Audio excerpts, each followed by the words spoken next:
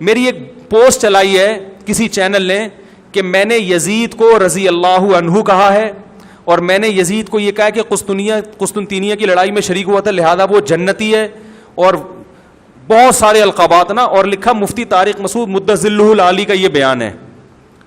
حالانکہ میں نے ایسا نہ کوئی دعویٰ کیا، نہ میں یزید کو رضی اللہ عنہ کہتا ہوں، نہ میں اس کے جنتی ہونے کا فتویٰ دیتا ہوں، نہ میں اس کو رحمت اللہ علیہ بھی نہیں کہتا. میں میرا یزید کے بارے میں جو موقف ہے میری ویڈیو ریکارڈنگ میں موجود ہے.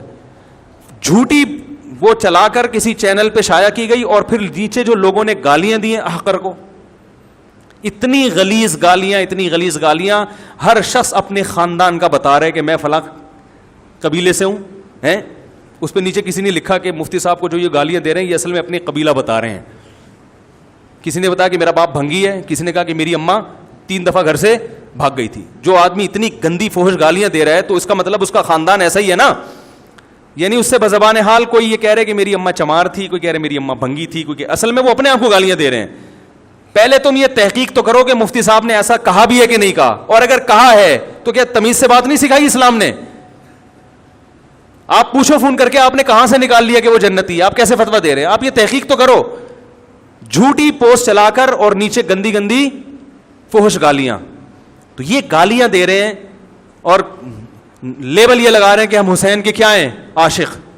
حضرت حسین اور حضرت حسن کا جو اخلاق جو تحمل تھا وہ تو میں نے آپ کو بتایا. آج عمل کو بالکل فوکس نہیں کرنا، شخصیتوں کے دن اور ان کی وفاتیں منا کے یہ ثابت کیا جاتا ہے ہم ان سے بہت محبت کرتے ہیں. تو بھائی شرط ایمان مصطفیٰ سے والہانہ پیار ہے، پیار لیکن پیروی ہے، پیروی دشوار ہے. سمجھ آئی بات؟ کسی کو فالو کرنا بہت مشکل، اور عشق و محبت کے دعوے اور ان کے نام پہ بہت کچھ جو آج کل کیا جا رہا ہے وہ بہت آسان ہے. تو آسان کام کیا جا رہا ہے اور مشکل کام چھوڑا جا رہا ہے. تو یہ محبت نہیں ہے میرے بھائی. محبت کسی کو فوکس کرنے کو کہتے ہیں، اور محبت جو ہے کسی کی پیروی کرنے کو کہتے ہیں. اللہ تعالی ہمیں حضرت حسن و حسین کی حقیقی معنوں میں پیروی کرنے کی توفیق عطا فرمائے، ان کے نقش قدم پہ چلنے کی توفیق عطا فرمائے، اور قیامت میں ان کے اعمال کو فالو کرنے کی وجہ سے انہی کے ساتھ ہمارا حشر فرمائے.